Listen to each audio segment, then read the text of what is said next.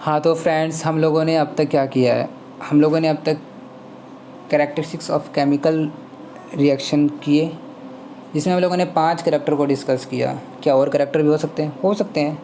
ठीक है, मान लो चेंज इन प्रेशर हो जाए, चेंज इन वॉल्यूम हो जाए। ठीक है, तो हम लोगों ने क्या किया था, हम लोगों ने क्या किया था, 5 करैक्टर कौन कौन से थे? Change in colour, change in temperature, change in state, evolution of gas, formation of PPT.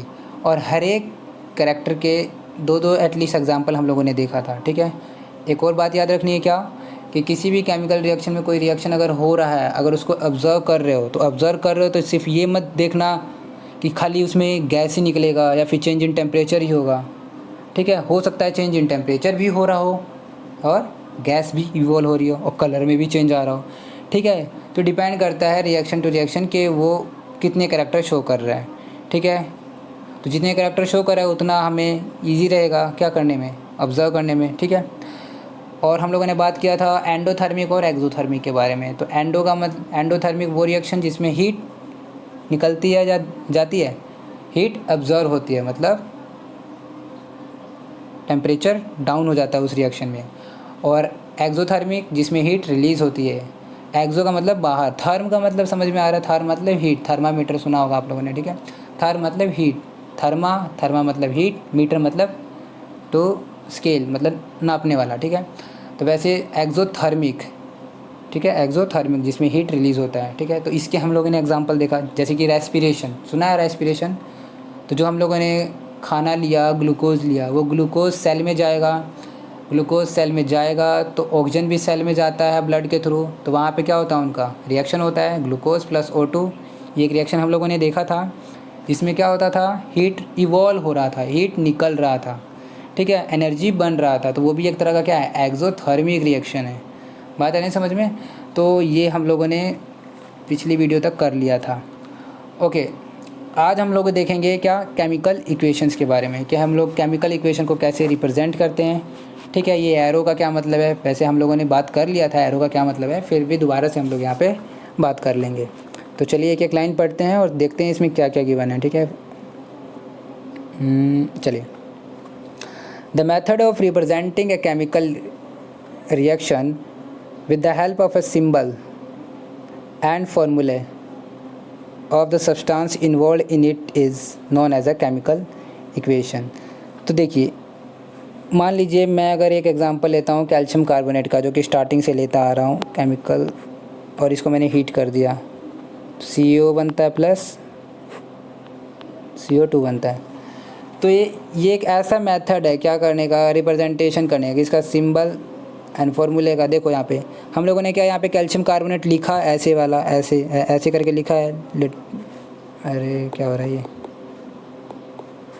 Calcium carbonate ऐसे तो नहीं लिखा ना। हम लोगों ने क्या यूज़ किया, इनके सिंबल या फिर फॉर्मूले यूज़ कर लिए। तो यही जो रिप्रेजेंटेशन हम लोग कर रहे हैं ना, इसी को क्या कहते हैं, केमिकल इक्वेशन बोल देते हैं। बात आ रही समझे? और इस केमिकल इक्वेशन को लिखते समय हम लोगों को बहुत सारी चीज़ों का ध्यान रखना पड़ेगा। तो वो चीज़ें कौन कौन सी हैं, सबसे पहले यहाँ पे देखिए क्या एरो बन रहा है, यहाँ पे एरो बना हुआ है। एरो का मतलब मैंने पहले ही बताया था कि ये मान लीजिए A है, ये मान लीजिए B है, A से B का फॉर्मेशन हो रहा है। क्या B से A का फॉर्मेशन हो रहा है? हम कहेंगे नहीं हो रहा है। क्यों? क्योंकि ये रिएक्शन कैसी है, इरिवर्सिबल है। इरिवर्सिबल रिएक्शन कौन सी होती हैं, जो कि एक तरफ जाती है। और रिवर्सिबल रिएक्शन कौन सी होती है, अगर रिवर्सिबल रिएक्शन होता तो क्या होता है, ये इधर भी जाता, मतलब A से B भी बनता और B से A भी बनता। लेकिन हम लोगों को जो सिलेबस में है, हमें क्या पढ़ना है, हम लोगों को पढ़ना है इरिवर्सिबल रिएक्शन। कौन सा रिएक्शन? Irreversible reaction. ठीक है, तो हम ये कहेंगे कि A से B बनेगा, खाली B से A नहीं बनेगा। ये कुछ ऐसे ही है कि आप लोगों ने पानी छत से नीचे फेंका, ठीक है, नीचे आ गया, ऊपर ज़्यादा एनर्जी होती है क्योंकि हाइट ज़्यादा है, mgh वाला फॉर्मूला लगाइए, 9th क्लास में याद कीजिए। ठीक है, और वो नीचे आ जाएगा तो उसका एनर्जी कम हो जाएगा, तो हाई एनर्जी से लो एनर्जी की तरफ जाना चाहता है। तो हम ये कह सकते हैं कि ये रिएक्शन हुआ क्यों होगा, ये रिएक्शन इसलिए हुआ होगा क्योंकि इसका जो A है उसका एनर्जी ज़्यादा होगा और B का एनर्जी कम होगा, इसलिए A से B में जा रहा है, क्योंकि A चाहता है कि मैं कम से कम एनर्जी की तरफ भागूँ।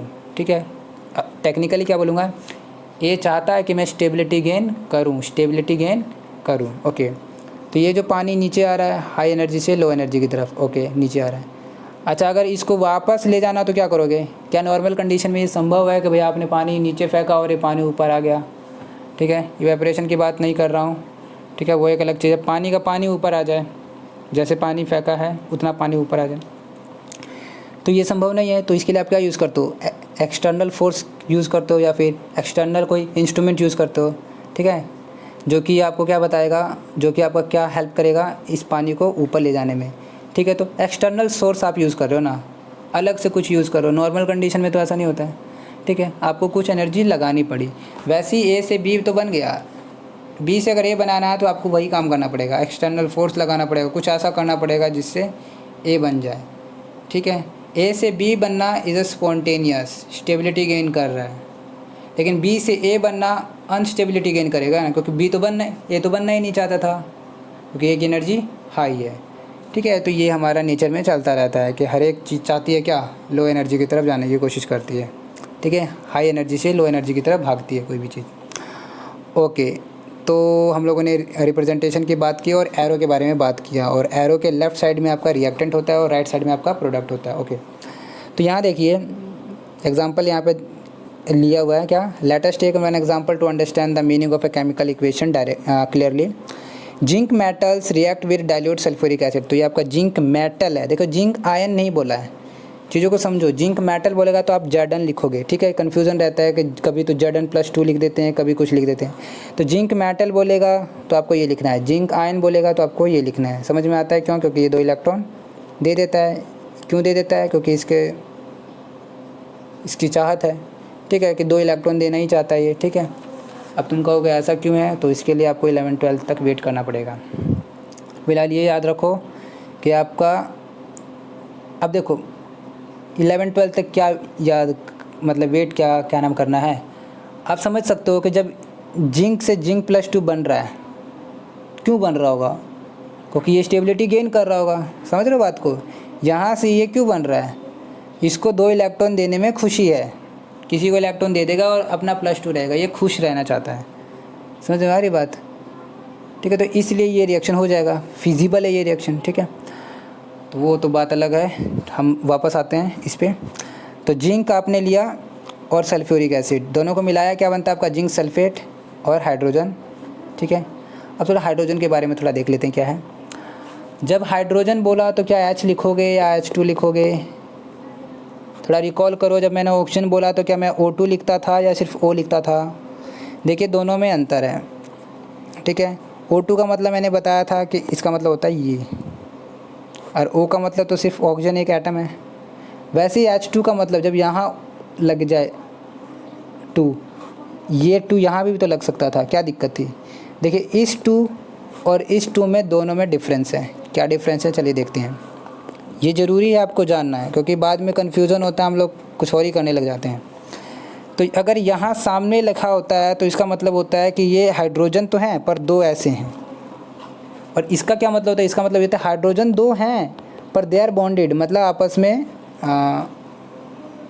बॉन्डेड है वो, मतलब आपस में क्या लगा रखा है इन्होंने? लिंकेज लगा रखा है कि जब भी कहीं जाएंगे तो ये दोनों साथ में जाएंगे। इस केस में क्या है, ये कहीं भी जा सकता है, ये कहीं भी जा सकता है, लेकिन इस केस में हमेशा ये दोनों साथ में जाएंगे। वैसे ऑक्सीजन के केस में भी कह सकते हो आप, ठीक है। ऑक्सीजन के केस में अगर ऐसे लिखा हुआ है और ऐसे लिखा हुआ है, दोनों में अंतर है ना। इस केस का क्या मतलब होता है? इस केस का मतलब होता है ये, ठीक है। इस केस का मतलब ये होता है, कहने का मतलब ये है कि अगर ऑक्सीजन इधर जाएगा तो ये इसके साथ बॉन्डेड है, तो ये वाला ऑक्सीजन भी साथ में उधर ही जाएगा। लेकिन इस केस में क्या है? इस केस में क्या है? ऑक्सीजन एक इधर है, एक इधर है। अगर ये इधर जाएगा और ये इधर जाएगा, कोई रिलेशन नहीं है इन दोनों में, ठीक है। सब अपनी मर्ज़ी के मालिक हो जाएंगे इस केस में। लेकिन इस केस में ये बॉन्डेड है तो दोनों साथ साथ जाएंगे। बात आ रही है समझ में? दोनों में क्या डिफरेंस है? तो ये लिखना और ये लिखना दोनों में अंतर है ना। अच्छा, और क्या बताना चाहता हूँ मैं? हाँ, और ये बात बताना चाहता हूँ कि फॉर एग्ज़ाम्पल, तो चलिए आगे हम देखते हैं, ठीक है, आगे याद आएगा तो बताएंगे। Okay, this is known as a word equation. ये जो इक्वेशन क्या था? Word equation. जब आप सिंबल वगैरह यूज़ करते हो, मान लीजिए मैंने इसका सिंबल यूज़ किया जिंक, सल्फ्यूरिक एसिड के लिए H2SO4, और जिंक सल्फेट के लिए लिखा zinc sulphate ZnSO4 plus H2। ठीक है, अब देखिए अभी भी मैंने बताया ये H2 है। ठीक है, इसका क्या मतलब है मैंने ये सब बताया अभी। ओके, तो अगर आप ऐसे लिखते हो सिंबल के फॉर्म में, सिंबल एंड फॉर्मूले के फॉर्म में, तो ये क्या कहलाएगा, केमिकल इक्वेशन।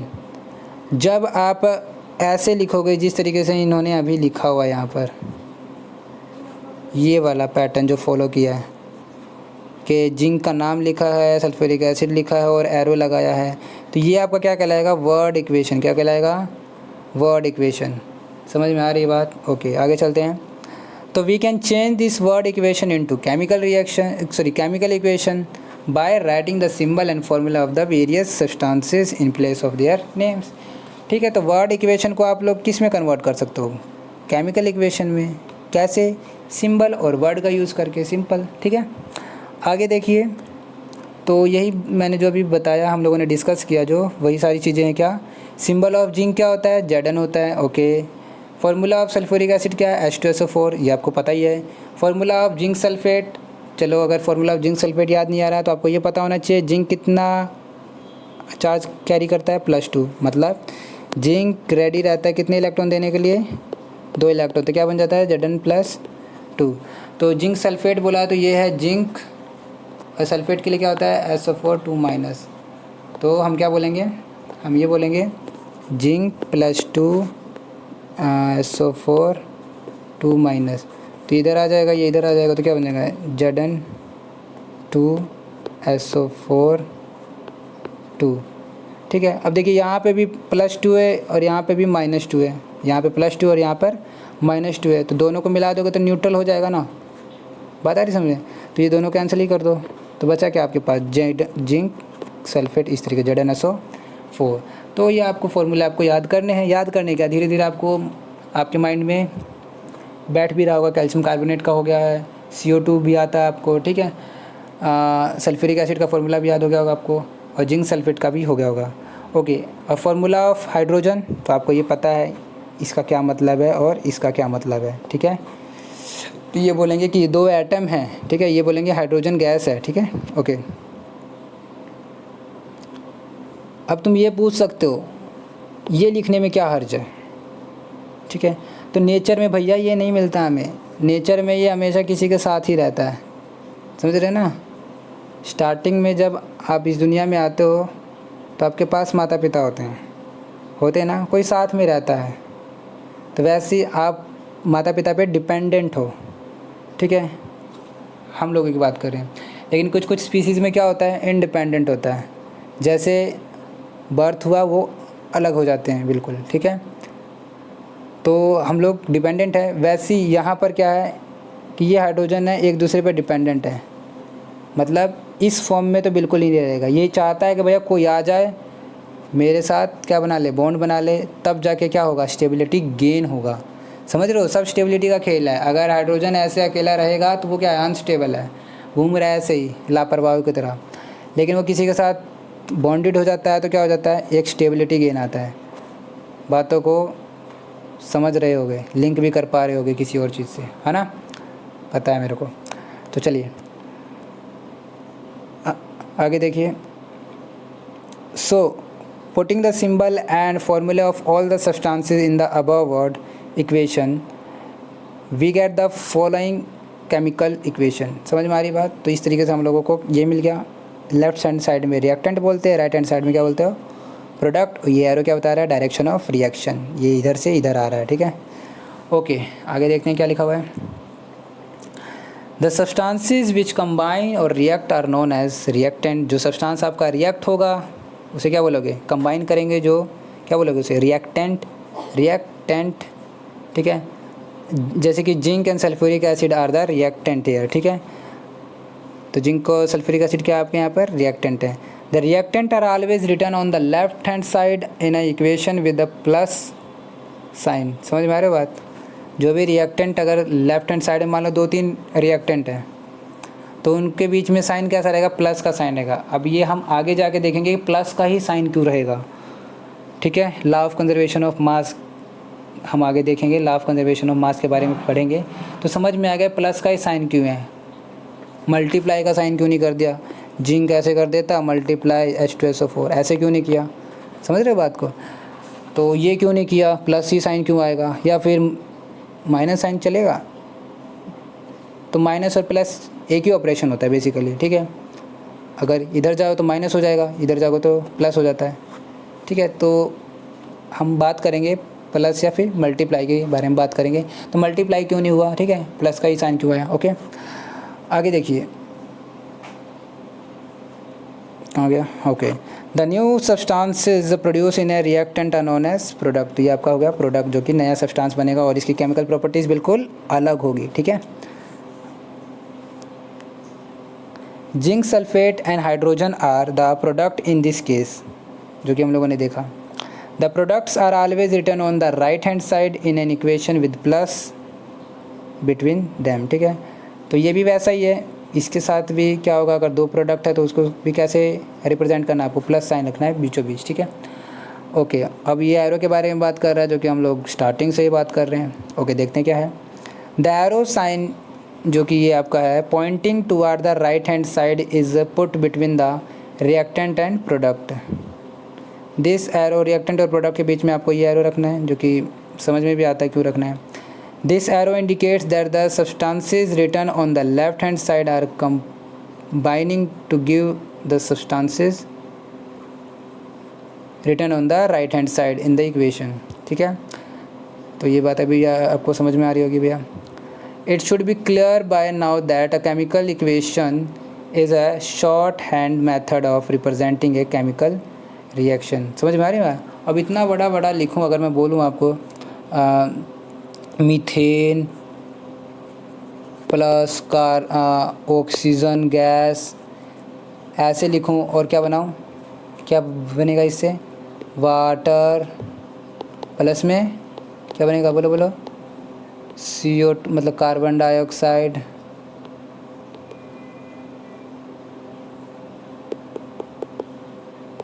ठीक है।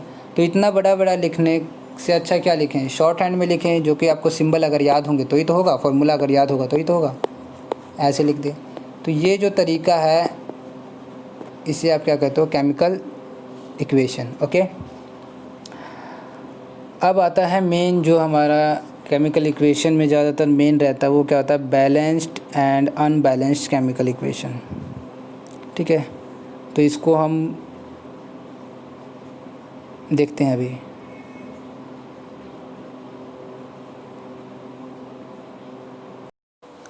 Unbalanced and balanced chemical equation. अब हम यहाँ आ चुके हैं। तो अनबैलेंस्ड और बैलेंस एक केमिकल इक्वेशन का क्या मतलब होता है, देखिए आपको क्या करना है कि देखिए मान लीजिए आपका रिएक्टेंट है ये और एक प्रोडक्ट है, मतलब यहाँ पे प्रोडक्ट होता है और एक एरो बनाते हैं हम लोग ऐसे, ठीक है, केमिकल इक्वेशन जब आप लिखते हो। ओके, तो जितने भी एटम यहाँ पर होंगे वो एटम अगर इसके बराबर हो जाएं या फिर बराबर ना हो, अगर नहीं बराबर होता तो क्या बोलेंगे, वो केमिकल इक्वेशन क्या है, अनबैलेंस्ड है। अगर ये इक्वल नहीं है तो क्या बोलोगे आप उसको, अनबैलेंस्ड।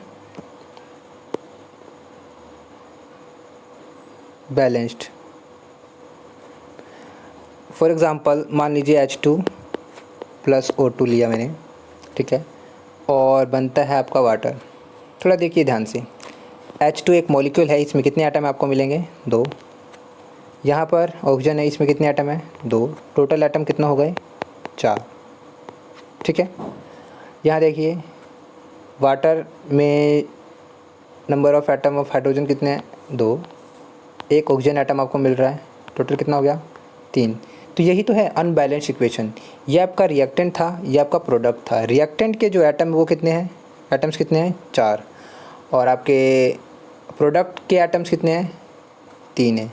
तो ये आपका इक्वेशन कैसा हो जाएगा, अनबैलेंस्ड इक्वेशन हो जाएगा, ठीक है।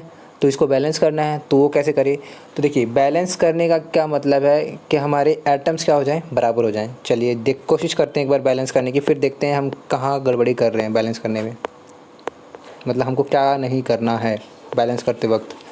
ये आपका है वाटर, तो यार यहाँ पर 2 हैं, यहाँ पर भी 2 हैं, तो मैं यहाँ 2 लगा देता हूँ, कितना अच्छा रहता। यहाँ पे भी 2 लगा देता हूँ।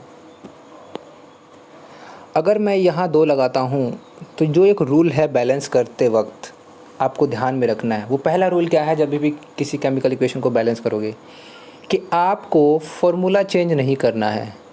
केमिकल फार्मूला किसी भी चीज़ का चेंज नहीं करना है। अगर आप यहाँ देखें, ये तो सेम है, हाइड्रोजन गैस, ऑक्सीजन गैस। पहले क्या था, ये वाटर था, यहाँ तक तो वाटर था। जब आप H2O2 इसको बना देते हो, बेसिकली ये आपका होता है हाइड्रोजन परऑक्साइड। क्या होता है, ध्यान से सुनिए, क्या होता है, हाइड्रोजन परऑक्साइड। ये इसका, जैसे वाटर का फार्मूला क्या होता है H2O, वैसे हाइड्रोजन परऑक्साइड का फार्मूला क्या होता है H2O2। ओके, जब आपने ये कर दिया तो आपने तो केमिकल ही चेंज कर दिया, समझ रहे हो बात को, वाटर से आपने हाइड्रोजन परऑक्साइड कर दिया। तो ऐसे बैलेंस नहीं करना आपको, ठीक है, समझ में आ रही होगी बात। ओके, फॉर एग्ज़ाम्पल मैं एक और एग्ज़ाम्पल लेने की कोशिश करता हूँ। मान लीजिए C6H12O6 प्लस O2, क्या बनता है आपका CO2 प्लस वाटर। तो जब आपका रेस्पिरेशन होता है, बेसिकली आपका ये ग्लूकोज है, थोड़ा ध्यान से देखिए, ग्लूकोज है, ठीक है, और ये ऑक्सीजन है जो आप इनटेक करोगे, ब्लड के थ्रू जाएगा, सेल में जाएगा और वहाँ पे ग्लूकोज को जलाएगा। तो ये आपका ऑक्सीजन गैस, ठीक है। ओके, तो ये CO2। अब थोड़ा ध्यान से देखिए, यहाँ पर देखिए total number of atom product reactant में कितने हैं आपके, 6 कार्बन है, 12 हाइड्रोजन है, 18 हो गया, 6 और ऑक्सीजन है, तो कितना हो गया 24, और 2 ऑक्सीजन के एटम यहाँ पर भी है, तो कितना हो गया 26 हो गया। 26 एटम आपको रिएक्टेंट में मिल रहे हैं। ओके, प्रोडक्ट में देखने की कोशिश कीजिए, 1 कार्बन, 1 प्लस 2 ऑक्सीजन, तो कितना हो गया 3, और यहाँ से देखिए 2 प्लस 1, 2 हाइड्रोजन और 1 ऑक्सीजन, तो यहाँ से कितना आ गया 3, और ये टोटल कितना हो जाएगा 3 3, बात आ रही होगी समझ में, 6। तो यहाँ पे आपको मिल रहा है 6 एटम। तो ये तो अनबैलेंस इक्वेशन है, आपको तो देख के पता लग जाएगा, ठीक है। तो इसको बैलेंस करने के लिए मैं क्या कर सकता हूँ, क्या मैं ये कारनामा करूँगा कि जो आपका क्या नाम है, इसको बैलेंस करने के लिए आप क्या क्या हथकंडे अपना सकते हो। तो आप ये कहोगे कि यार यहाँ पे 6 कर दो ऐसे, ठीक है, या फिर यहाँ पे अगर यहाँ पे कितने हैं, मतलब बैलेंस करना है, तो आप उल्टा सीधा यहाँ पे लगा दो, 12 लगा दो, इस तरीके से। मान लीजिए यहाँ पे 6, यहाँ पे 2 ऑक्सीजन है, और यहाँ पे कितने ऑक्सीजन है, यहाँ पे टोटल ऑक्सीजन कितने थे आपके, थे ऑक्सीजन कितने, यहाँ पे हैं 8, है ना। तो ऐसा नहीं करना है कि यार यहाँ पे 2 हैं, यहाँ पे ये है, तो आपने यहाँ पे क्या किया, एक मिनट दोबारा से देखते हैं, दोबारा से यहाँ पर ऑक्सीजन 6 हैं, यहाँ पे ऑक्सीजन कितने हैं 2, तो कितना हो गया 8 हो गया। तो मैं क्या कर देता हूँ, यहाँ पे 2 और ये कितना है, तो मैं यहाँ पे क्या कर देता हूँ 6 लगा देता हूँ, यहाँ पे 6 लगा देता हूँ। तो ये काम आपको नहीं करना है, क्योंकि जब आप ये काम करते हो तो उस केस में आपका क्या होता है, केमिकल चेंज हो जाता है, केमिकल चेंज होता है, फार्मूला चेंज हो जाता है। देखिए चेंज के लिए मैं ऐसे लिखता हूँ, ठीक है, और फार्मूला चेंज हो जाता है, फार्मूले में चेंज आ जाता है, बात आ रही है समझ में। तो ये काम आपको जब आप केमिकल इक्वेशन को बैलेंस करते हो तो नहीं करना है, ठीक है। ऐसा नहीं कि यहाँ पे 6 लगा दिया, तो ये काम आपको नहीं करना है। अच्छा, तो क्या करना है उसको हम देखेंगे अभी, क्या करना है। ओके, उससे पहले मैं आपको बताना चाहूँगा लॉ ऑफ कंजर्वेशन ऑफ मास। तो ये क्या बताता है लॉ आपको, ठीक है, उसके बारे में थोड़ा जान लीजिए। लॉ ऑफ कंजर्वेशन ऑफ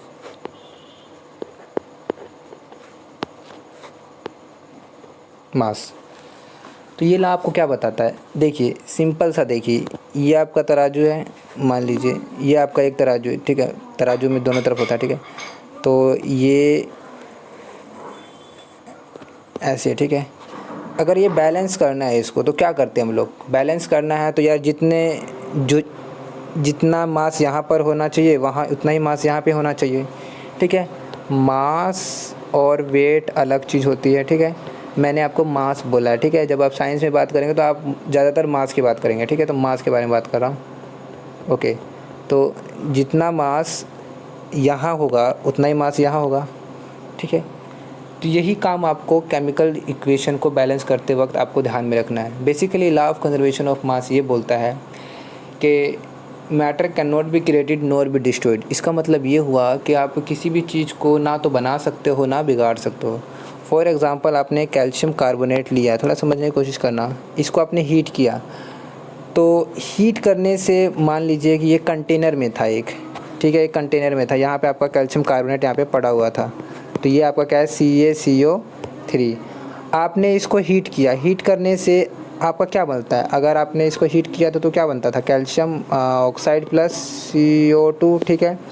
तो देखिए CO2, तो ये आ गया CO2 प्लस में कैल्शियम ऑक्साइड CO3, ठीक है, sorry calcium oxide plus CO2। तो जब ये कंटेनर आप ढक दोगे तो एक बात बताइए, मान लीजिए स्टार्टिंग में इसका मास है 100 ग्राम, थोड़ा ध्यान से सुनना, 100 ग्राम, ये कंटेनर बिल्कुल बंद है, ठीक है, आप लोगों ने इसको सिर्फ हीट किया, यहाँ से हीट किया, तो क्या अगर बाहर कंटेनर से कुछ गया नहीं है तो क्या अभी भी ये 100 ग्राम ही रहेगा? बात आ रही समझ में? मैंने कैल्शियम ऑक्साइड लिया है 100 ग्राम, उसको मैंने हीट किया है, हीट ऐसे किया है कंटेनर को पूरा बंद कर रखा है, हीट करने के बाद ये कारनामे हो गए हैं, मतलब मेरा कैल्शियम कार्बोनेट चेंज हो चुका है किस में, कैल्शियम ऑक्साइड प्लस CO2 में, और वो एक बंद चैम्बर में ही है। तो क्या मैं ये कह दूंगा कि 100 ग्राम से कम हो गया मेरा मटेरियल? तो अभी भी उतना ही है। बात ऐसे में, मान लीजिए कि एक ये कंटेनर है, इसमें एक लड़का बैठा है, ठीक है, आपने इसकी पिटाई कर दिया, हाथ पैर तोड़ दिए इसके, हाथ पैर तोड़ने के बाद कंडीशन कुछ ऐसी हो गई है कि इसका हाथ यहाँ आ गया, पैर यहाँ आ गया, ऐसा हाइपोथेटिकल कंडीशन है, ठीक है, समझाने के लिए बोला है। मान लीजिए कि ये चैम्बर है, चलो दूसरा एग्जांपल ले लेते हैं। मान लीजिए एक बॉक्स है ये, ठीक है, इस बॉक्स के आपने 2 टुकड़े किए, एक टुकड़ा ये, एक टुकड़ा ये। स्टार्टिंग में इसका वज़न था, मतलब मास था कितना, 100 ग्राम। अब बाद में कितना होगा, तोड़ा ही तो है ना, सिर्फ और सिर्फ आपने तोड़ा ही है। तो तोड़ने से क्या, मान लीजिए इसका 50 ग्राम, मान लीजिए ये 55 ग्राम का होगा एक, और दूसरा कितना हो जाएगा 45 ग्राम का। टू मेक, मतलब मास को क्या करने के लिए, कंजर्व करने के लिए, मास को बचाए रखने के लिए, या फिर मास में चेंज ना आने के लिए आपका हमेशा यही रहेगा, बता रही है, हमेशा 100 ग्राम ही रहेगा। हाँ, वो अलग अलग हो सकता है, मान लीजिए कि ये हो जाएगा 60 ग्राम, ये हो जाएगा 40 ग्राम, ठीक है, हो सकता है ये 80 ग्राम हो जाए और ये 20 ग्राम हो जाए, टोटल मास आपका 100 ही रहेगा। तो यही एक कंजर्व हो गया मेरा मास। कंजर्व मतलब वो चेंज नहीं आएगा उस मास में, ये नहीं कि यहाँ पे 100 ग्राम हो गया और यहाँ पे आपका कितना हो गया 101 ग्राम हो गया, कुछ ऐसा काम हो गया, तो बैठे बैठे कैसा होगा, ठीक है। बाहर कोई चीज़ नहीं जानी चाहिए, ठीक है। अब बाहर कोई चीज़ नहीं जानी चाहिए, इसका क्या मतलब है, इसका मतलब ये है कि जो बाहर वर्ड यूज़ कर रहे हैं ना हम लोग, वो यूज़ कर रहे हैं यूनिवर्स के लिए। किसके लिए? यूनिवर्स के लिए, ठीक है। ये आपकी धरती है, ये पूरा यूनिवर्स है। तो इस यूनिवर्स में आप ना तो मास क्रिएट कर सकते हो ना मास बना सकते हो। अब ये नहीं कि यहाँ पे चांद है और ये आपकी धरती है तो आप यहाँ से उठा के मटेरियल ले आए। कह दोगे कि धरती का पहले वज़न था, मान लीजिए 100 किलोग्राम था, चलो केजी लगाते हैं, 100 केजी था, और आपने 2 किलोग्राम वहाँ से कुछ उठा के लगाया, देखो हम लोगों ने मास में तो चेंज कर दिया, देखो हम लोगों ने मास पैदा कर दिया। नहीं, आप जब ऑब्जर्वेशन कर रहे हो तो पूरे यूनिवर्स की बात कर रहे हो, ठीक है। इस पूरे यूनिवर्स में आप ना तो मास क्रिएट कर सकते हो ना मास आप बना सकते हो, ठीक है। बेसिकली आपने यहाँ से यहाँ पे मान लो 102 किलोग्राम हो गया, अगर 2 किलो तो यहाँ पे कितना हो जाएगा, 2 माइनस हो जाएगा। बेसिकली टोटल कितना रहेगा, टोटल तो अभी भी 100 ग्राम ही रहेगा, ठीक है। बात आ रही समझ में ना। तो इस तरीके से आपको समझना है कि लॉ ऑफ कंजर्वेशन ऑफ मास क्या कहता है। तो जब भी केमिकल रिएक्शन होते हैं तो आपका लॉ ऑफ कंजर्वेशन ऑफ मास के अकॉर्डिंग ही आपका रिएक्शन होता है। आपको पता होगा कि लॉ ऑफ केमिकल कम्बिनेशन जो क्या होते हैं, लॉ ऑफ केमिकल कम्बिनेशन आपने 9th में पढ़ा होगा। तो इसमें हम लोग law of conservation of mass, law of multiple proportion, law of constant proportion, तो ये 3 लॉ आप पढ़ते हो, है ना। ये 3 लॉ ही आपके केमिकल रिएक्शन को गवर्न करते हो, मतलब इससे आप चीज़ों को एक्सप्लेन करते हो। बात आ रही है समझ में। तो उसी में से एक लॉ है लॉ ऑफ कंजर्वेशन ऑफ मास, जिसके अकॉर्डिंग हम लोग क्या करेंगे, अपना केमिकल इक्वेशन को क्या करेंगे, अनबैलेंस्ड केमिकल इक्वेशन को क्या करेंगे, बैलेंस्ड करेंगे, मतलब बैलेंस करेंगे। ठीक है, तो दोबारा से मैं उसी पे आता हूँ जो हमने स्टार्टिंग में एग्जांपल लिया था, H2 + O2 से क्या बनता है, H2O। हमें चेंज नहीं करना है केमिकल फार्मूला, हमें चेंज नहीं करना है, किसी भी एटम को चेंज नहीं कर देना है। बात आ रही समझ में? तो हम क्या कर सकते हैं, देखिए हमें इसे बैलेंस करना है। तो आपको अगर हम तरीका भी देखेंगे, स्टेप बाय स्टेप हम चीज़ों को मतलब फॉलो करेंगे, एक मतलब प्रॉपर मेथड होगा, लेकिन हम उस मेथड तक अप्रोच करना चाहते हैं कि हम क्या करें। तो देखिए हम लोग केमिकल नेचर तो चेंज नहीं कर सकते, वाटर को हम ये नहीं कर सकते, तो हम क्या कर सकते हैं, मान लीजिए आपने तुक्का लगा के यहाँ पर अगर लगा देते हो 2, तो थोड़ा ध्यान से देखिए, अगर मैं यहाँ 2 लगाता हूँ तो क्या क्या होता है, क्या होता है, तो क्या होता है, और 2 यहाँ लगा दिया आपने और 2 यहाँ लगा दिया। अब थोड़ा ध्यान से देखिए, अभी मैं बताता हूँ कि आपने सामने क्यों लगाया, और इसका मतलब भी बताऊँगा कि सामने ही जब ये लगाते हैं तो इसका क्या मतलब होता है। ओके, जब आपने ये काम किया तो आप इसको ऐसे कर सकते हैं, क्योंकि इस H2 ठीक है + O2, जब आप इसके सामने लगाते हो तो उसका मतलब होता है ये, इसका मतलब होता है ये। ओके, इसका मतलब हुआ कि यहाँ पर आपके हाइड्रोजन गैस के मॉलिक्यूल, ध्यान से सुना, हाइड्रोजन गैस के मॉलिक्यूल, ये आपका हाइड्रोजन गैस है, ये हाइड्रोजन गैस कितने हैं आपके पास, 2 हो गए, तो 2 हो गए, तो 2 हो गए, तो टोटल हाइड्रोजन एटम कितने हो गए आपके, 4। समझ में आ रही बात, 2 × 2 = 4 ऐसे कर लो। ठीक है, अच्छा यहाँ पर तो अभी भी कितने ऑक्सीजन है, 2 ऑक्सीजन एटम है, एटम काउंट हम लोगों ने कितने हैं। ठीक है, और यहाँ देखिए, यहाँ अगर आप देखोगे तो यहाँ पे 2 वाटर के मॉलिक्यूल हैं। अगर एक वाटर का मॉलिक्यूल होता है तो मेरे पास 2 हाइड्रोजन के एटम होते हैं और 1 ऑक्सीजन का एटम होता है, लेकिन यहाँ पे मेरे पास कितने हैं, 2, तो ये कितना हो जाएगा, 6। तो टोटल एटम कितना हो गया, 6, और ये भी कितना हो गया, यहाँ पे 4 था, यहाँ पे 2, ये कितना हो गया, 6, तो ये भी 6 हो गया और प्रोडक्ट में भी 6 हो गया, तो हो गया ना बैलेंस्ड। बात आ रही समझें? ओके, जब आप बैलेंस करोगे तो हम लोगों ने देखा था फॉर्मूले में चेंज मत करना, केमिकल फॉर्मूले चेंज मत करना, एटम में भी चेंज नहीं करना है। इसका क्या मतलब हुआ, नंबर ऑफ़ एटम का मतलब ये नहीं कि सिर्फ एटम ही आपको बैलेंस करना है। देखना ध्यान से क्या कर रहा हूँ मैं, मान लीजिए यहाँ पे 4 एटम थे, यहाँ पे कितने एटम थे, यहाँ एटम कितने थे, 3 एटम थे।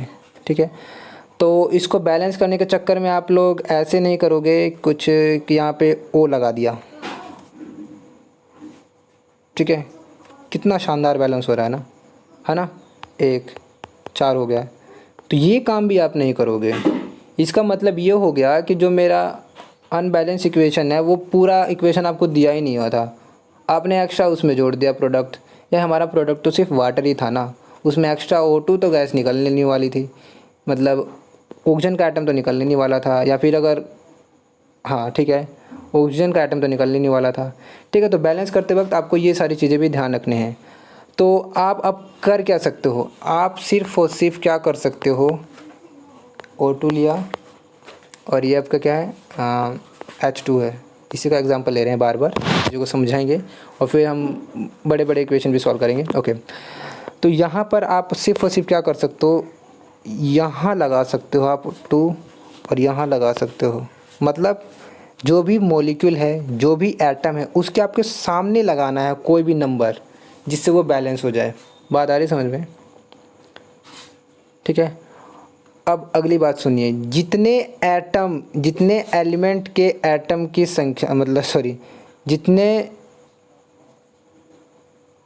एटम रिएक्टेंट में हैं किसी भी एलिमेंट के, उतने ही एटम आपके प्रोडक्ट में होना चाहिए उसी एलिमेंट के। मतलब अगर हाइड्रोजन के यहाँ पर 4 हाइड्रोजन एलिमेंट के आपको 4 एटम दिखते हैं, तो वहीं यहाँ पर भी आपके प्रोडक्ट में भी हाइड्रोजन एटम के 4 एलिमेंट होने चाहिए। ये नहीं कि आपने सुना है, सिर्फ ये सुना कि यार एटम बैलेंस करना है, मेरे को ये ध्यान नहीं देना है कि सिर्फ हाइड्रोजन का है या फिर ऑक्सीजन का, मेरे को तो सिर्फ एटम बैलेंस करना है। ऐसा नहीं करना है, हमें एटम बैलेंस करते वक्त एटम्स को बैलेंस करते वक्त आपको ये ज़रूर ध्यान रखना है कि नंबर ऑफ़ एटम किसी भी एक एलिमेंट के रिएक्टेंट में और प्रोडक्ट में क्या रहे, सेम रहे। ठीक है, एक बार दोबारा से रिवाइज कर रहा हूँ, आपको केमिकल फार्मूला चेंज नहीं करना है। ठीक है, जब भी आप बैलेंस करोगे तो क्या करोगे, लॉ ऑफ कंजर्वेशन ऑफ मास के अकॉर्डिंग बैलेंस करोगे। ठीक है, दूसरी बात, प्रोडक्ट में आप एक्स्ट्रा एटम या फार्मूला ऐड नहीं कर दोगे, उससे क्या हो जाएगा, प्रोडक्ट में नया प्रोडक्ट का फॉर्मेशन हो जाएगा। वैसे रिएक्टेंट में भी ऐसा नहीं करना है। ठीक है, बात आ रही समझ में। और हाँ, एलिमेंट हर एक एटम के हर एक एलिमेंट के जो एटम हैं वो रिएक्टेंट और प्रोडक्ट में क्या होने चाहिए, सेम होने चाहिए। बात आ रही समझ। जैसे कि हाइड्रोजन एलिमेंट है, उसके यहाँ पे 4 एटम है रिएक्टेंट में, वहीं पर प्रोडक्ट में 4 है। ऑक्सीजन के देखो यहाँ पर 2 हैं और प्रोडक्ट में भी कितने हो जाएंगे। देखिए, जब आप ऐसे लिखते हो तो इसका मतलब होता है कि 2 हाइड्रोजन, 2 वाटर के मॉलिक्यूल, तो एक वाटर के मॉलिक्यूल में कितने ऑक्सीजन होते हैं, 1। यहाँ पे कितने हो जाएंगे, 2, तो टोटल एटम ऑक्सीजन के कितने हो जाएंगे, 2। तो यहाँ पे भी देख रहे हो ऑक्सीजन के भी एटम 2 हैं और रिएक्टेंट में ऑक्सीजन के भी एटम 2 हैं और प्रोडक्ट में भी ऑक्सीजन के एटम 2 है।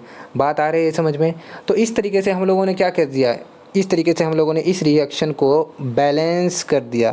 क्या कर दिया, बैलेंस कर दिया।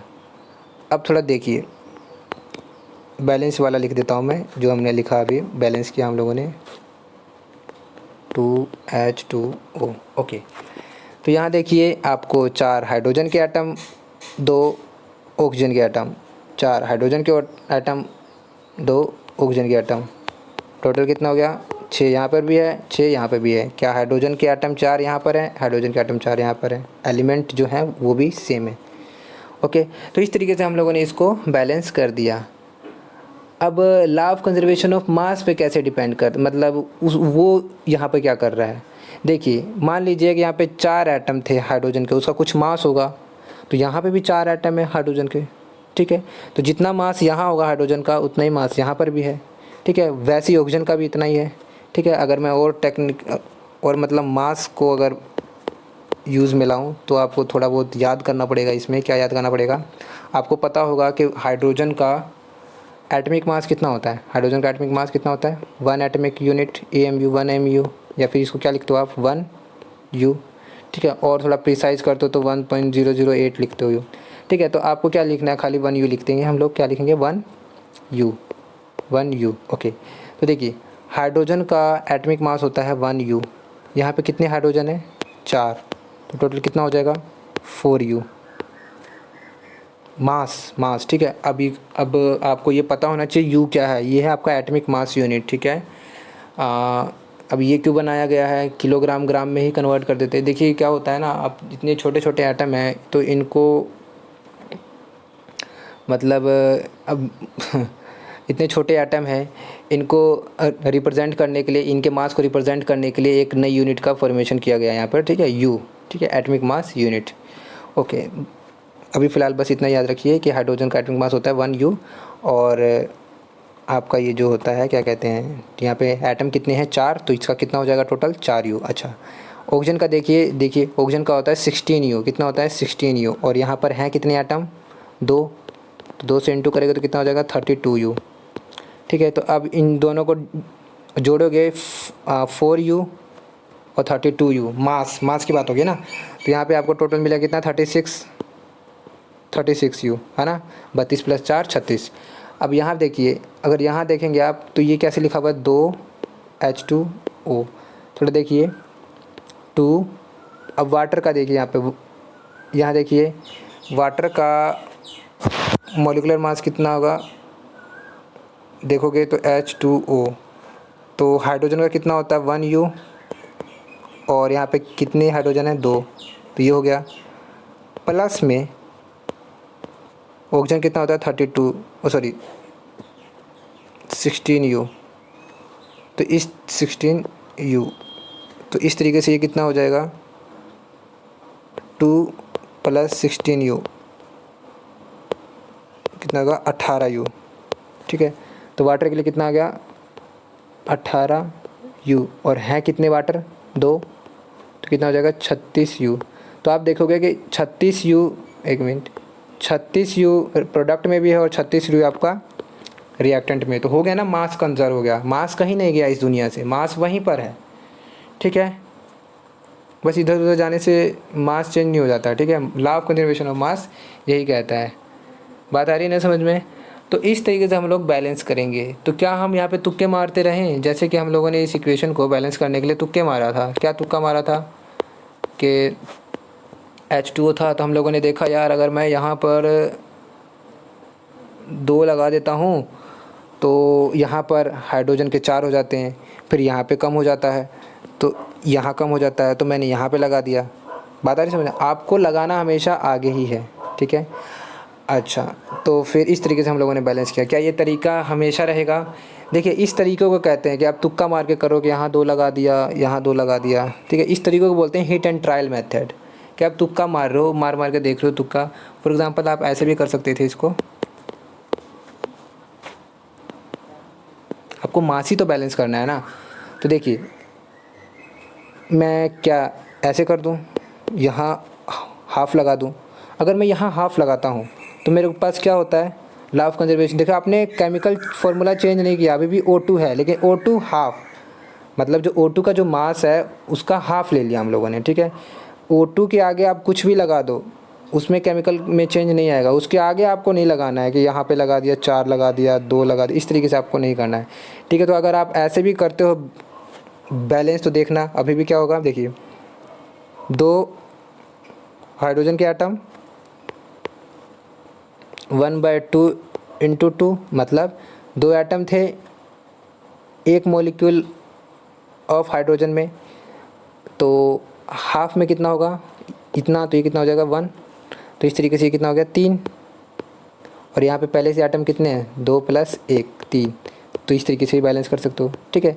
तो हम ऐसे बैलेंस नहीं करते क्योंकि यहाँ पे फ्रैक्शन का एक टर्म आ गया ना, फ्रैक्शन में आ गया, तो हम पूरी इक्वेशन को क्या करें, 2 से इंटू कर दें।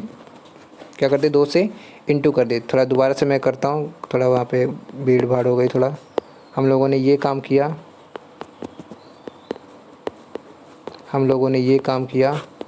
H2O, तो ऐसे हम लोगों ने बैलेंस कर दिया। हाँ, बैलेंस इक्वेशन है, तो हम लोग क्या चाहते हैं ना, फ्रैक्शन में चीज़ें ना आए, तो पूरी इक्वेशन को 2 से इंटू कर दिया। तो 2 से इंटू कर दोगे तो 2H2, थोड़ा फॉर्मेट समझ में आ रहा होगा। जब इसको आप इससे करोगे तो क्या हो जाएगा, 2/2 O2, यहाँ पे भी ऐसे ही 2H2। बात आ रही है समझ में? तो ये जगह 2H2 प्लस ये कट गया, ये कितना हो जाएगा 1 और 2, और ये 2H2, ठीक है। तो हम फ्रैक्शन में चीज़ों को नहीं चाहते कि हमारा फ्रैक्शन में है, तो हम इस तरीके से भी इसको बैलेंस कर सकते हैं, ओके। तो क्या हम ऐसे हिट एंड ट्रायल मेथड पे ही आश्रित रहेंगे? तो हम कहेंगे कि नहीं। तो हमें एक दूसरा मेथड, मैथमेटिकल मेथड है, ठीक है। बेसिकली उसमें भी law of conservation of mass ही करते हैं, तो उसको हम फॉलो करेंगे, ठीक है। उस चीज़ को बताने से पहले एक चीज़ आपको मैं दोबारा से रिवाइज कर दूं, क्योंकि आपने 9th में पढ़ा होगा, थोड़ा याद आ जाएगा, तो आप समझ जाएंगे कि मैं क्या कहना चाहता हूँ। अगर मैंने ऐसे लिखा O2 और H2O, ठीक है, तो आपने जब इसको बैलेंस किया तो आप लोगों ने यहाँ पे लगाया 2 और यहाँ लगाया 2। बैलेंस की बात मैं नहीं कर रहा अब, ये पहले से ही बैलेंस्ड इक्वेशन है, ठीक है।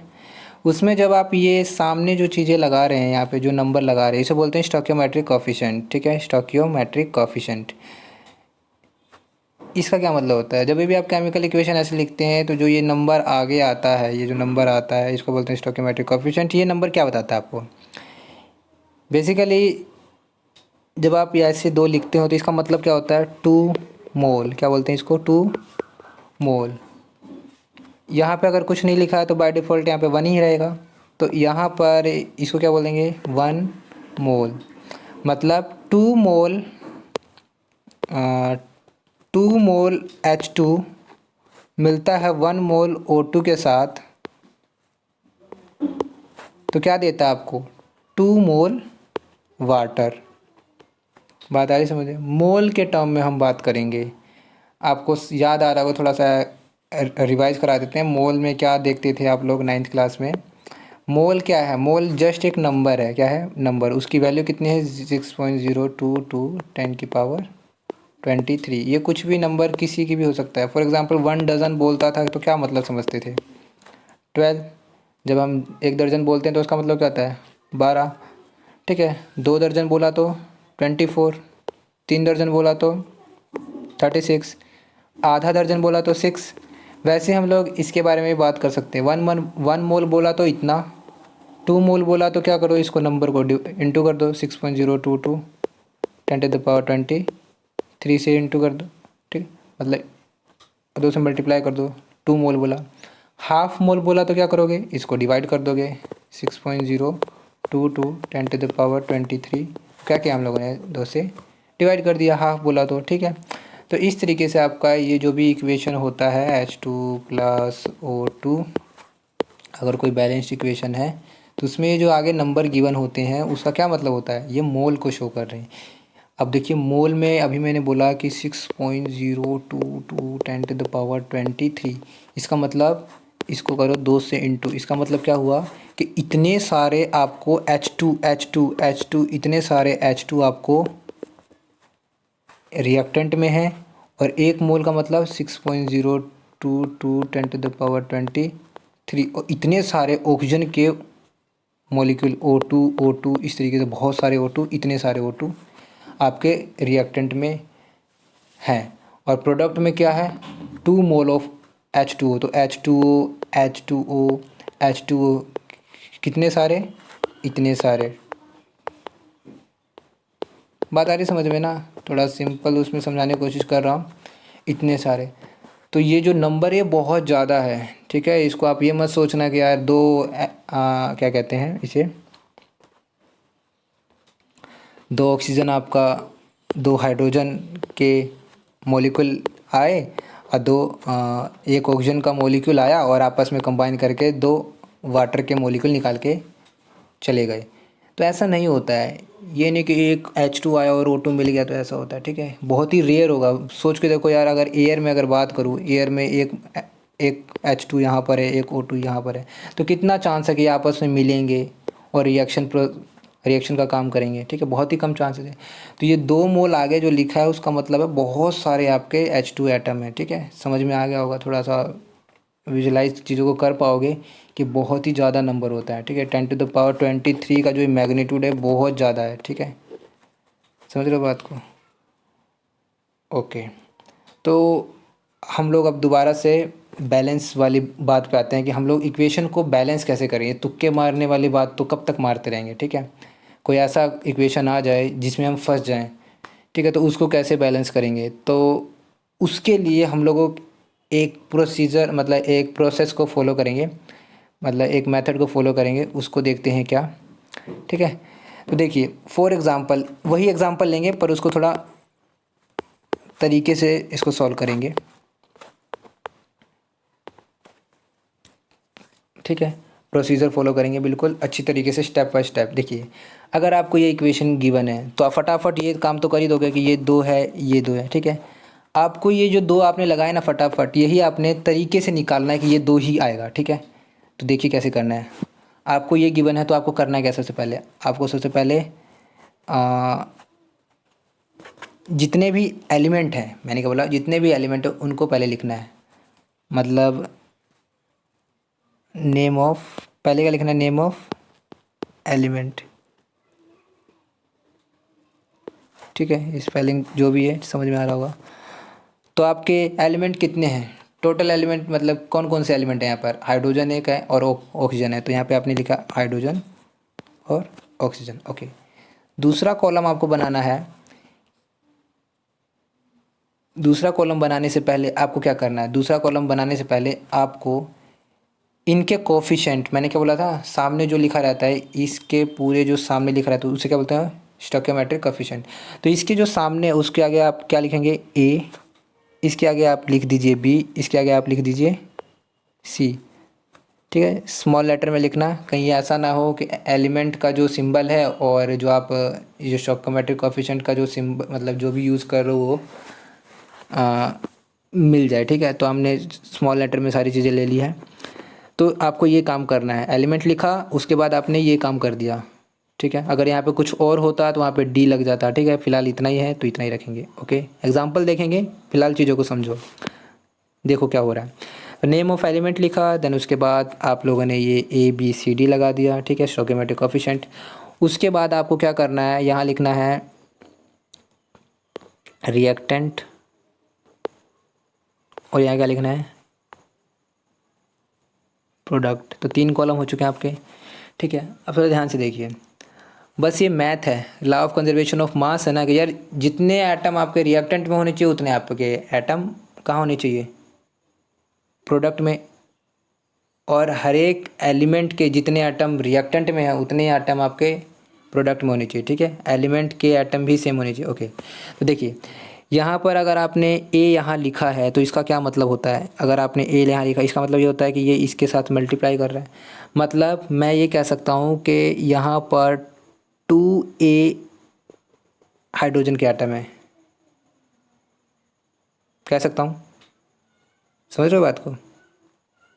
अगर मैंने ऐसे लिखा ए और हाइड्रोजन के एटम कितने यहाँ पर 2, तो ये क्या लिख सकता हूँ 2A। क्या ये 2A atom law of conservation of मास लगाता हूँ तो इतने एटम आपके प्रोडक्ट में भी होने चाहिए। तो प्रोडक्ट में अगर मैं देखता हूँ इक्वेशन क्या बनता है, यहाँ देखिए, अगर एक वाटर मॉलिक्यूल होता तो यहाँ पे 2 हाइड्रोजन एटम मिलते हैं हमको, लेकिन यहाँ पे कितने एटम हैं, कितने वाटर मॉलिक्यूल हैं, C वाटर मॉलिक्यूल हैं, तो मेरे को कितना मिलेगा 2C। बात आ रही समझ में, बात आ रही है ना समझ में, ठीक है। अभी और क्लियर हो जाएगा, आगे एग्जांपल देखें, चीज़ों को देखो पहले। ऑक्सीजन के लिए देखिए आप, यहाँ पर कितने हैं 2B, कह सकता हूँ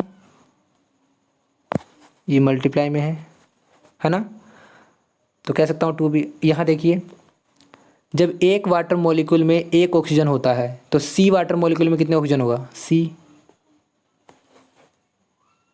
ठीक है। तो ये हो गया आपका टेबल तैयार, ठीक है। इस टेबल से करना क्या है, इस टेबल से ये करना है। अब आपको नेक्स्ट पार्ट में क्या लिखना है, आपको ये नंबर याद रखना है 2A उसी, चलो नेक्स्ट पार्ट में मैं यहाँ लिख देता हूँ, ठीक है।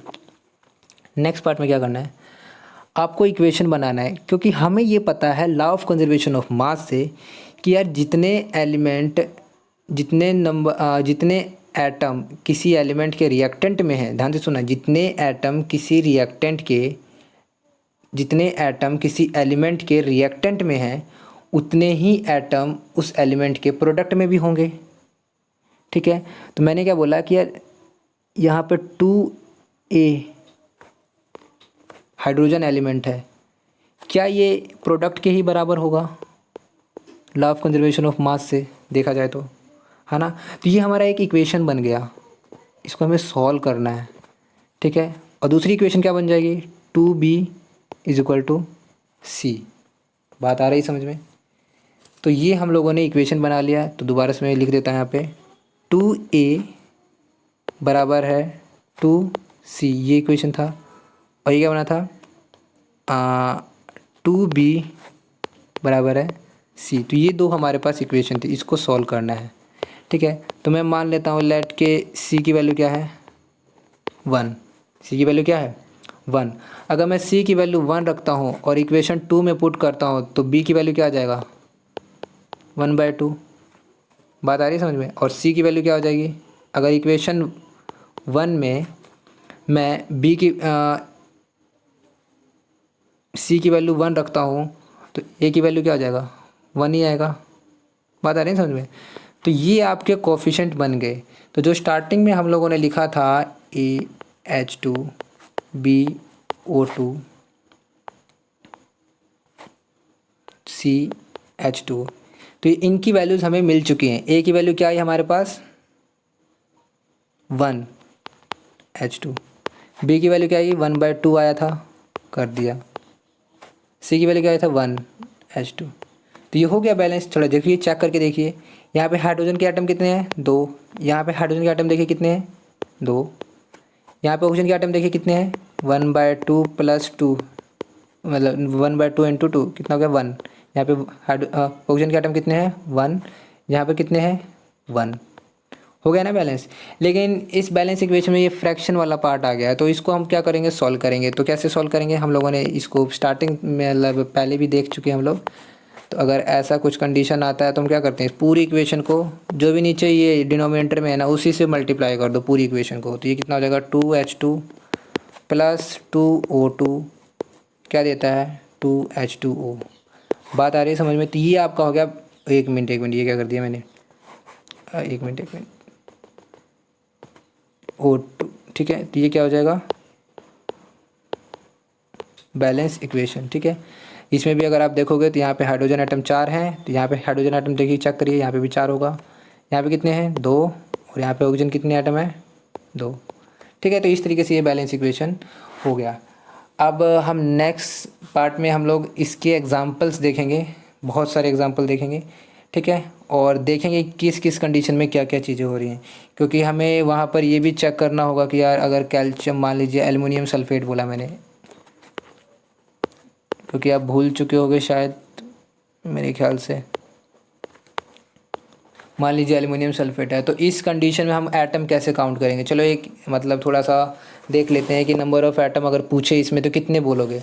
तो देखिए यहाँ पे एल्युमिनियम तो 2 दिख रहा है आपको, ठीक है। यहाँ देखिए सल्फ़र का देख लीजिए, जब आप ऐसे लिखते हो ना SO4 थ्राइस, तो जो ब्रैकेट वाला जो होता है वो दोनों एलिमेंट के पास होगा, ये इसके पास भी और इसके पास भी। इसका मतलब आप इसको ऐसे लिख सकते हो S3O4 × 3, ठीक है। इस तरीके से आप लिखो तो यहाँ पे क्या आ जाएगा, सल्फ़र 3 है और यहाँ पे ऑक्सीजन कितने हो गए, 12। बात आ रही है समझ में ना। तो अगर आप दोबारा से अगर इसमें से पूछे तो हम लोगों ने एल्युमिनियम तो 2 काउंट कर लिया है, और अगर सल्फ़र के लिए पूछे तो ये कितना हो जाएगा, सल्फ़र आपके पास है 3 और ऑक्सीजन कितना है आपके पास, ऑक्सीजन आपके पास है 12। तो टोटल आइटम आपसे पूछे तो ये हो जाएगा 15 2 17, ठीक है। तो इस तरीके से आपके 17 एटम आपको यहाँ पर मिलेंगे, ठीक है। तो ये बात आने से फॉर एग्जांपल CaCO3, तो यहाँ पर तो समझ में आ रहा है, एक कैल्शियम एटम है, एक ऑक्सीजन एटम है और 3 एक कार्बन एटम है और 3 ऑक्सीजन एटम है। तो टोटल कितना हो गया, 5 हो गया। बात आ रही समझ में। फॉर एग्जांपल अगर मैं बोलता हूँ कॉपर नाइट्रेट, तो कॉपर नाइट्रेट नहीं, चलो मैं बोलता हूँ सोडियम सल्फेट, तो Na2SO4। तो इस केस में 2 आपको सोडियम मिलेंगे, एक आपको सल्फ़र मिलेगा और एक 4 आपको ऑक्सीजन मिलेंगे। तो टोटल आइटम कितने हो जाएंगे, 7, ठीक है। और थोड़ा देखते हैं क्या बोल सकते हैं हम लोग, फेरस, चलिए फॉर एग्ज़ाम्पल ले सकते हैं सोडियम एसीटेट ले लेते हैं, ठीक है। सोडियम एसीटेट नहीं, मैग्नीशियम एसीटेट ले लेते हैं, मैग्नीशियम एसीटेट। तो देखिए मैग्नीशियम का, चलो मैं बता देता हूँ, मैग्नीशियम ये होता है एसीटेट का मतलब CH3COO नेगेटिव। थोड़ा मतलब ये बता देता हूँ आपको कि CH3COOH आपका क्या होता है, एसिटिक एसिड होता है। क्या होता है, एसिटिक एसिड, ये आपको याद करना है, हम देखेंगे इसके बारे में भी आगे।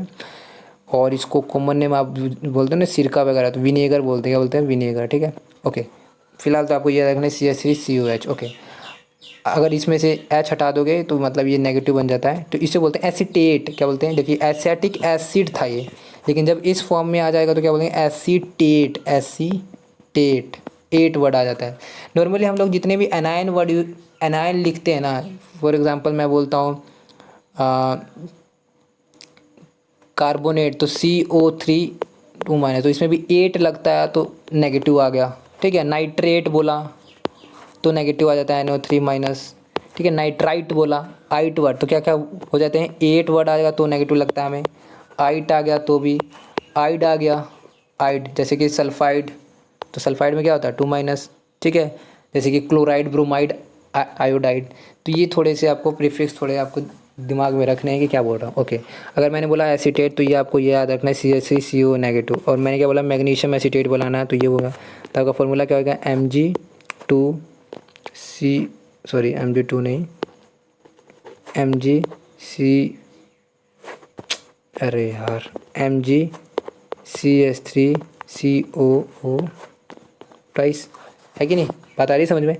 तो इस केस में अगर आपसे पूछे कि भैया एटम कितने होंगे, तो एक तो मैग्नीशियम एटम आपको दिख ही रहा है, तो ये वाला जो 2 है हर एक के साथ जाएगा, यहाँ पे भी जाएगा, यहाँ पे भी जाएगा, तो यहाँ पे क्या हो जाएगा 2C, यहाँ क्या हो जाएगा 3 × 2, और यहाँ क्या हो जाएगा C के साथ फिर 2, O के साथ फिर 2, O के साथ फिर 2। तो इस तरीके से आपके टोटल आइटम कितने हो जाएंगे यहाँ पे अगर चेक करें तो एक तो मैग्नीशियम प्लस यहाँ पे कार्बन के अगर देखें तो यहाँ पे 2 जगह आ रहा है, एक ये एक ये, ठीक है, और वो भी 2 बार, तो ये कितना हो जाएगा 4 कार्बन हो गए आपके। ऑक्सीजन के लिए बात की, चलो हाइड्रोजन के लिए बात करें तो कितना हो जाएगा 6, और ऑक्सीजन के लिए बात किया जाए तो फिर से 4, ठीक है। तो इस तरीके से 4 6 10 और ये 15, तो इस तरीके से आपके 15 एटम आपके यहाँ पर मिलेंगे। तो ये आपको आना चाहिए कि जब यहाँ लिखा हो, अगर ब्रैकेट हो तो उसमें हम कैसे काउंट करते हैं, क्योंकि जब आप मैथमेटिकली इक्वेशन को बैलेंस करोगे तो उसमें जब आप इक्वेशन बनाओगे तो इन्हीं चीज़ों का ध्यान रखना है, क्योंकि यहीं पर गड़बड़ी हो जाती है, ठीक है। हमसे इक्वेशन ठीक ही नहीं बन पाती है और हम लोग गड़बड़ कर जाते हैं। ओके, ठीक है, तो आज यहीं तक करते हैं।